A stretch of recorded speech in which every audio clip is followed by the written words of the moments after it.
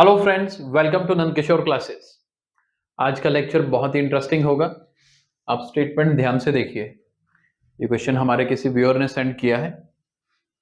अगर 2 power x, 3 power y and 6 power minus z, अगर ये तीनों इक्वल हैं तो बताइए 1 over x plus 1 over y plus 1 over z इसकी वैल्यू क्या होगी।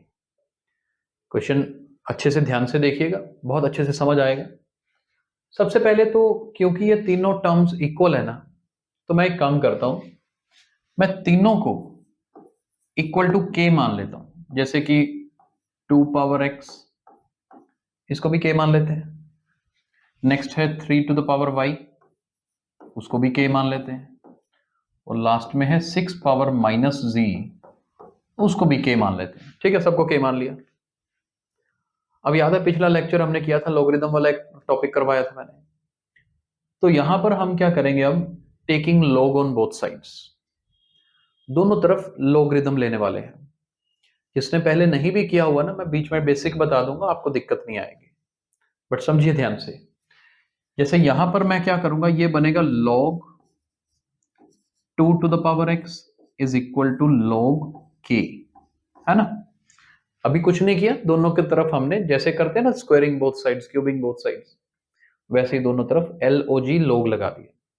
किसी को इसका बेसिक सीखना हो तो कमेंट बॉक्स में मैसेज कर दीजिएगा, आपको वीडियो का लिंक सेंड कर देंगे हम।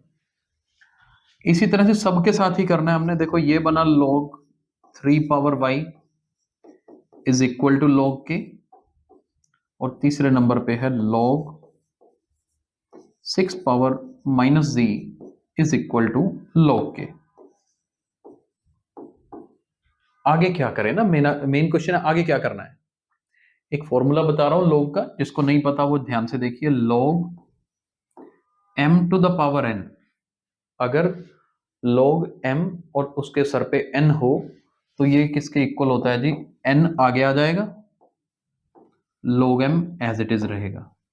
ये स्टेप रहता है, जो ऊपर एक्सपोनेंट है it will come in the front, वो आगे आ जाएगी, बाकी का एज इट इज। ये रूल मैं यहां तीनों जगह पे लगाने वाला हूं, इसीलिए बताया अभी। ध्यान से देखिए कैसे।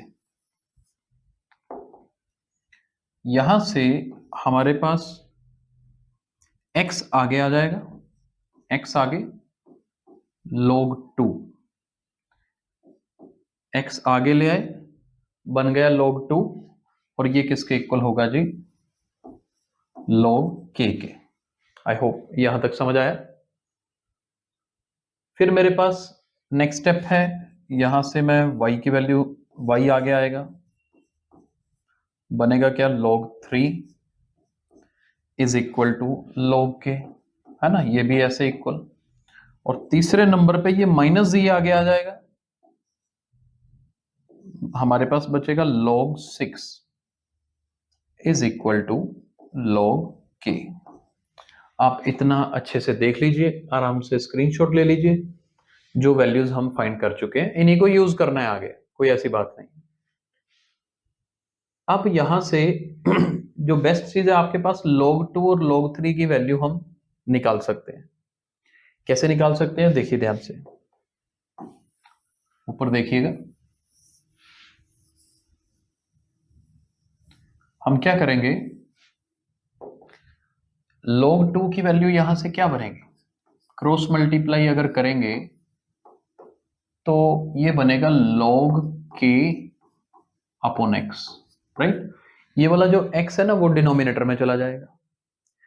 ऐसे ही आप log 3 की वैल्यू निकालेंगे, y डिनोमिनेटर में चला जाएगा। तो मैं वो भी लिख लेता हूं, log 3 की वैल्यू क्या होगी, log k divided by y। अब सवाल ये है कि सर ये क्यों फाइंड किए हैं। देखो मैंने क्यों फाइंड किए हैं, क्योंकि मुझे थर्ड स्टेप में उसे यूज करना है। कैसे यूज करना है देखिए।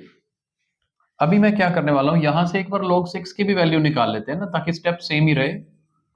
log 6 की वैल्यू क्या होगी, log k, हाँ डिनोमिनेटर में अब माइनस z आ जाएगा, ये याद रखना, क्योंकि नेगेटिव है ना, तो एज इट इज ले गए हम।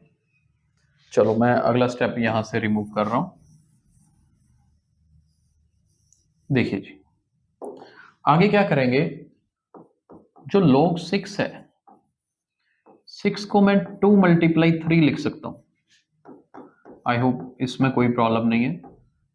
2 मल्टीप्लाई 3 6 होता है। क्यों लिखा ये जानना जरूरी है, क्योंकि एक फॉर्मूला रहता है। पहले वो फॉर्मूला देखिए जो मैं अप्लाई करने वाला हूं। क्या फॉर्मूला अप्लाई करेंगे? log mn is equal to log m plus log n। ये देखो नीचे लिख रहा हूं यहां पर log mn मतलब m और n दोनों आपस में मल्टीप्लाई हो रहे हैं, और ये किसके इक्वल होता है? log m plus log n। ये मैं अप्लाई कर रहा हूं। कैसे अप्लाई होगा ये देखो, ये बन गया जी log 2 प्लस log 3, और राइट साइड में क्या है जी? log k अपॉन जो minus z as it is. ऐसा करने का बेनिफिट क्या हुआ? log 2 की वैल्यू हम ऑलरेडी फाइंड कर चुके हैं, ऊपर वैल्यू फिल कर देते हैं। कितनी वैल्यू है? log k upon x plus log 3 की वैल्यू कितनी है? वो भी मेरे पास log k है और डिनोमिनेटर में y है, और इधर मेरे पास log k है, डिनोमिनेटर में माइनस z है। प्लीज चेक कर लीजिए अच्छे से, और अगर कोई प्रॉब्लम लगती है तो आप कमेंट बॉक्स में भी लिख के भेज सकते हैं, आपको बता देंगे। अब आपने नोट किया log k सब में सेम वैल्यू आ रही है। मैं क्या कर सकता हूं? Dividing both side by log k कर सकता हूं, या कॉमन नॉर्मली बच्चे क्या करते हैं? log k कॉमन निकाल लीजिए। आपके पास यहां बचेगा 1 upon x plus 1 upon y is equal to log k upon minus z।